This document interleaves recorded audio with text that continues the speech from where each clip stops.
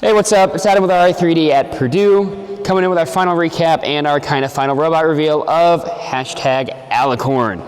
Quick, before we start, we just want to once again thank all of our donors. So AndyMark, Penn Robotics, Adambots, Harrison Boiler Robotics, Maverick Robotics, and suPURDUEper Robotics.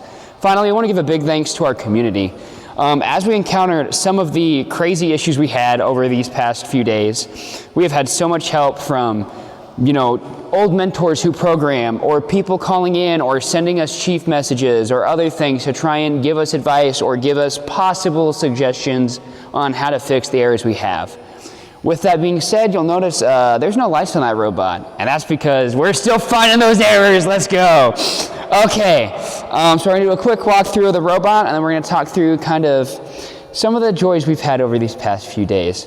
Shall we begin, Rhett? Yes. Okay, so going over the kind of general design of the robot, obviously we have these two large static bars to have our cold? We'll get there. We have these two large static beams that we have mounted our 4-bar off of. On the end of that, we have a wrist joint and our intake on the end of that. I believe we've shown every one of these systems individually, but now we can see how they interact together. So Rhett, if you wouldn't mind, maybe kind of hold it up. You see, we can see our 4-bar, we can see our intake that can pivot to get different scoring angles as needed, as well as to intake at different angles, things like that, whatever we sort of need for the robot. Another subsystem I kind of glared over because it's sort of calm, especially for the shallow climb. You have a climber. That is we went through and we were going to attach it. We went with a 100-to-1 gearbox on a sim. Now, I know many people might say, why'd you put that on a sim? And that was an intentional choice because in our eyes, climbing is something that, especially when it's like this, or 23 or 22, or shoot, even if we went back to 2018 if it had been available, climbing can be very, very simple, and it gets turned into something that is very, very hard. So whenever we post our kind of recap thing onto Chief, I'll be sure to put a link to it, but Recalc or OmniCalculator or something else can help you make a better gear ratio or the proper math that supports your robot and its weight. So we don't need a new fancy motor. We don't need a Kraken or a Neo Vortex. We don't even need a Falcon or a Neo. We can get away with a sim, a motor that is not super commonly used nowadays, and just gear it appropriately to fully support the robot. So since it's a standalone mechanism, we'll go ahead and show it how the design intent of it first. So obviously this would be pressed into our robot for the majority of the match. It would release, or we would unspool it at the end of the match, drive into the cage, and then we would winch down. Now, we do not have a place in our current shop to properly mount and show this, but this is a 101 gearbox. If you wanted to plug it in with full weight robot, it would track pretty well. Yeah. Okay, let's move on to the intake and the rest of our kind of scoring now that we've covered endgame. So, we want the same design we kind of talked about before. So showing off, let's try and roughly find the correct angle for this.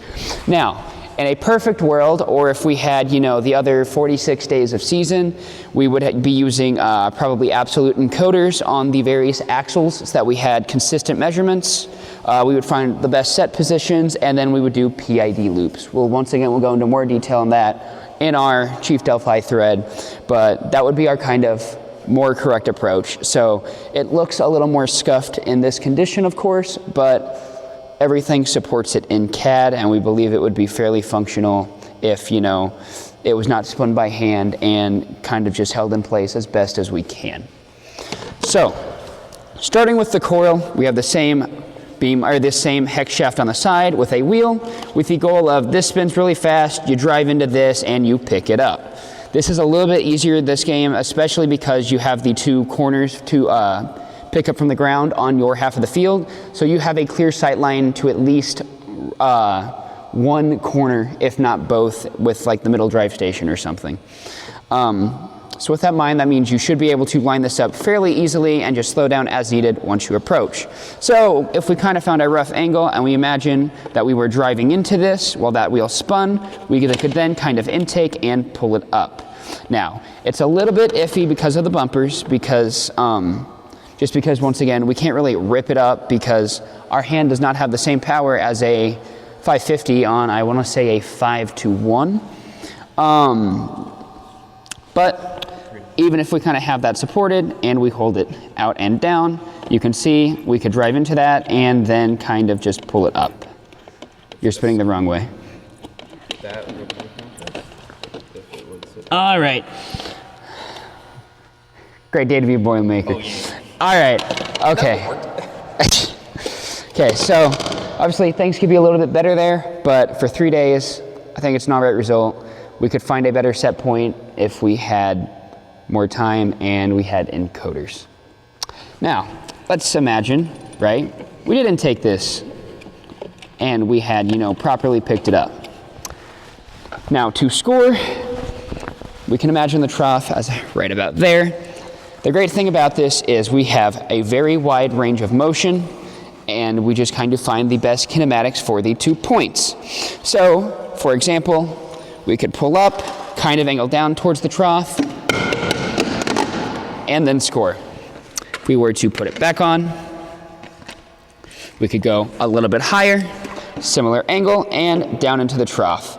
Or we go all the way up, and we have to do a little bit more of an up than an out, but we could still hit this and force it in type of thing onto this top one.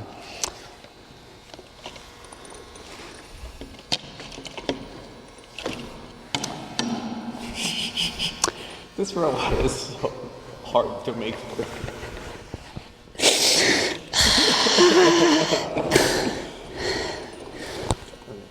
No, keep it rolling. We're still going. We're getting through this all in one take. We're getting the pain we have gone through. Well, it also helps if the robot didn't shift over when I moved it forward. Yes. Why don't we? Yeah, we'll show that as well. We'll add that in the hurdles section. We'll talk about that. So, obviously, things could be a little prettier. If we wanted, we could sit here and keep showing it until it works perfect. But we've not tried to hide our errors so far. We have been very upfront, and we will continue to do so. I think there is maybe some slight changes in geometry you could make to do this a little better, but I still genuinely believe in this design, very much so, with some minor modifications to be made. Next, going on to algae. If you remember, our goal was to kind of hold this, drive it across the ground as needed, and just make sure we had a firm hold on it, and then score it into the processor. Now, same kind of idea is get to the top, get more up on the ball, so probably a little closer to maybe there, and then these wheels just kind of pull it in. Now, this could hold it against the bumper. If we wanted, we could put this up a little more and actually lift it up onto our bumper and hold it a little firmer. With this in mind, it is completely off the ground, which means it's not going to rub and maybe get lost. You're not going to have that extra friction kind of throwing off your odometry. And even without it powered, there is a good bit of grab there.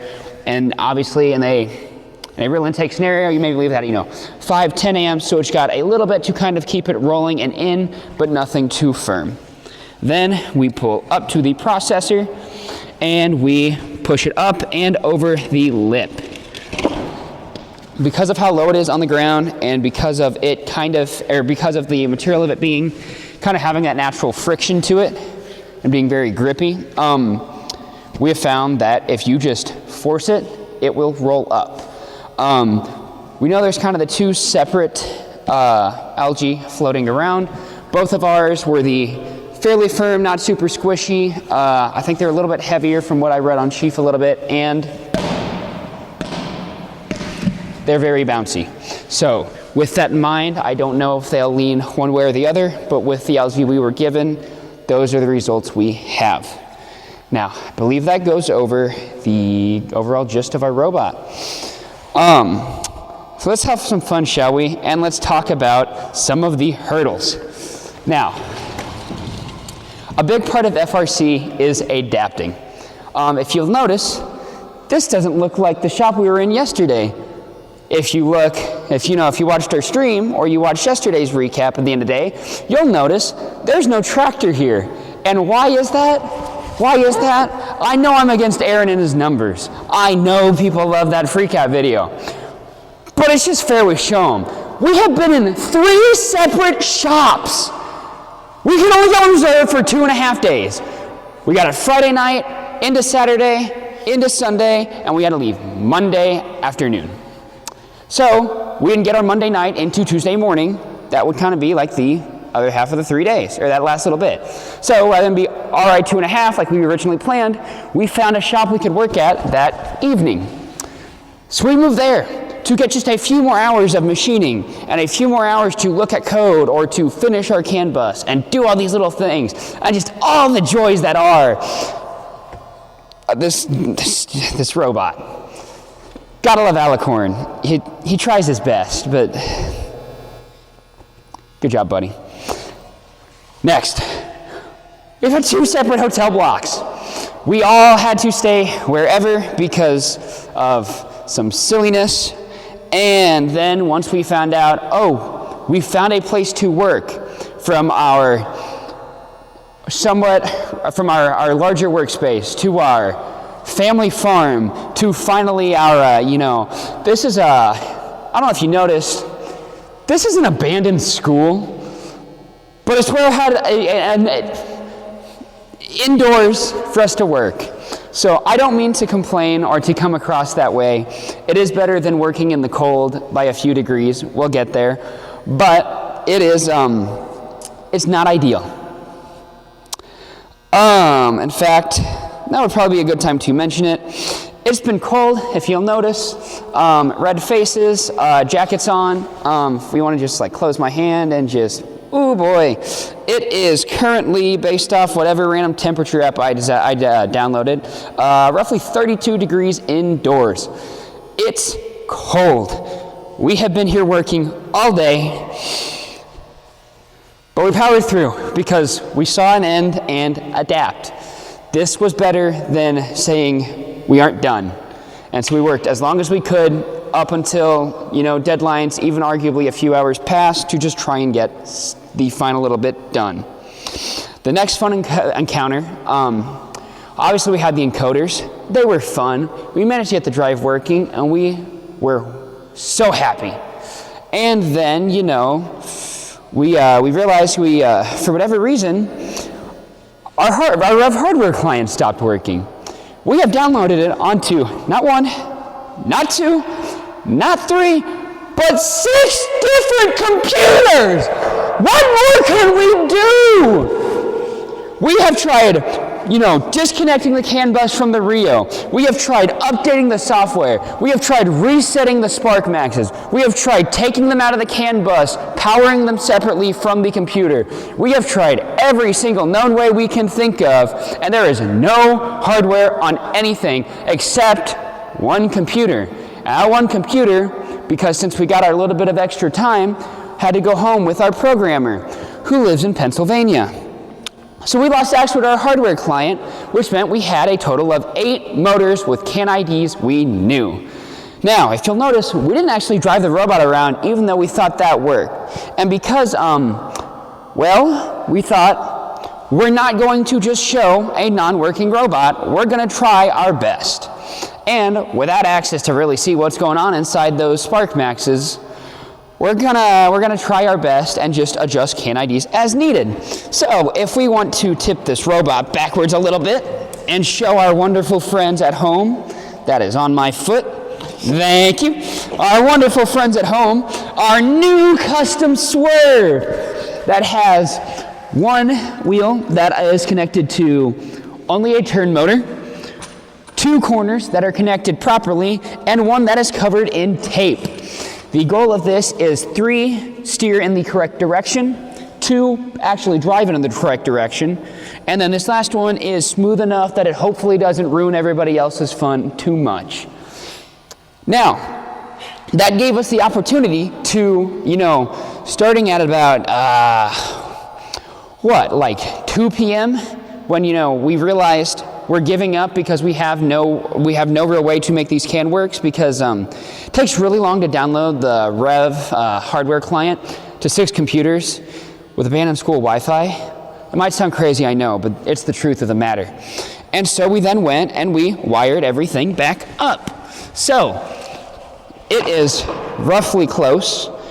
I'm sure there could be a chance of an error, but even if there is, we can't see it because we can't see the CAN bus.